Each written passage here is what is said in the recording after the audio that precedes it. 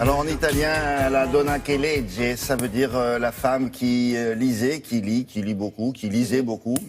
Alors c'est une exposition qui s'inscrit dans un cadre plus large de Chanel. Hein. Alors effectivement, ça s'appelle Culture Chanel, mais là, exceptionnellement, d'habitude c'est toujours la maison qui impose une exposition. Là, c'est le musée Capessaro qui a demandé à la maison Chanel d'organiser une exposition spécialement pour eux et pour ce musée. Alors on pourrait se dire pourquoi Venise? Parce qu'on découvre finalement que Gabrielle Chanel, elle était un peu mystique et qu'à Venise, vous avez des lions partout et Chanel est née un 19 août et donc c'était son signe astrologique. Ah bon. Elle était lion, donc voilà. Elle s'est dit, c'est ma ville. Mais elle l'avait décidé comme ça? Elle est venue avec Missia, son amie, et puis elle regarde en l'air comme ça. Elle voit des lions en haut d'une église. Elle voit des lions. Sur une colonne, exactement, même, au plein milieu de sur les façades des maisons. Donc elle se dit, c'est ma ville. Et donc, elle avait décidé de faire sa vie un roman. Et c'est vrai que les lectures, toute petite déjà, quand elle était à l'orphelinat au Basine, elle a eu le goût de la lecture. Et puis, elle a eu des amitiés très, très proches avec Reverdy et surtout avec Jean Cocteau, Et on découvre même qu'il a fait un dossier de presse. C'est assez incroyable. Des pièces qui n'ont jamais été montrées. Direction Venise, regardez.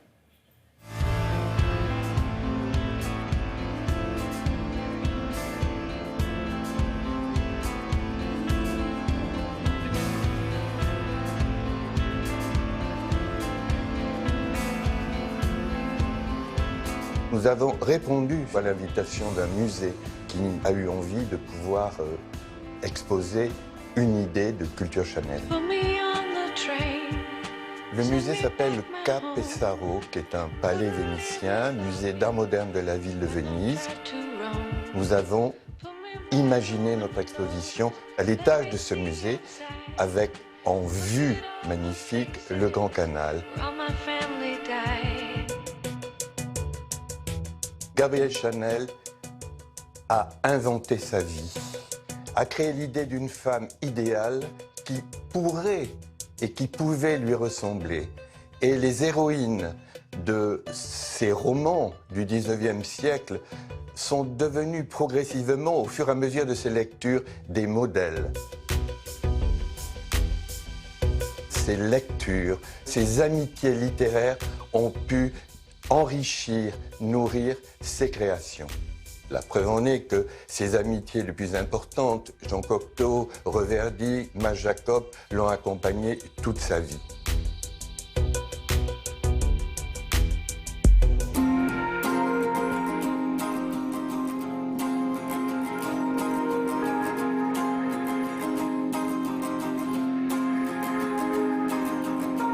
Il y a dans l'exposition cette gémellité entre Gabrielle Chanel et Jean Cocteau.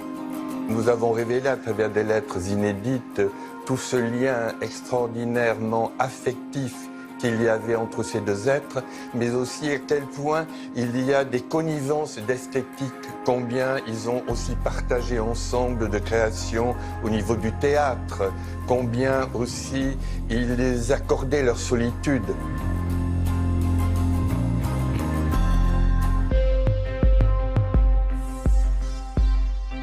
Il est intéressant de remarquer dans son appartement combien tous les objets du mystère ou liés à la spiritualité sont rassemblés. Ce qui est important, c'est que cet univers va passer dans sa création. Le lion est le signe astrologique. Ce lion, elle le rencontre à Venise. Elle cherche en fait toute sa vie les échos à sa propre vie ailleurs.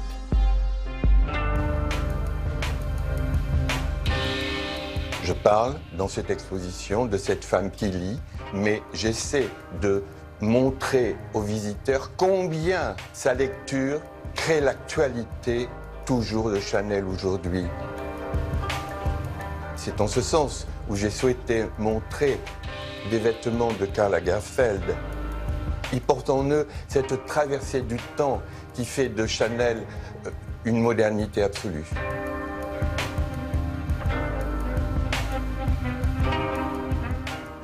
Beaucoup beaucoup de raisons d'aller voir cette exposition. D'abord Oui, parce et que puis ça se passe à Venise, parce ça se qu'il y a passe- un beau palais, parce que... Exactement, exactement. Et il y a un petit mot qui est très touchant, qui était dans son portefeuille et qui est présenté dès le début de l'exposition. Elle a écrit « La vie qu'on mène est toujours peu de choses.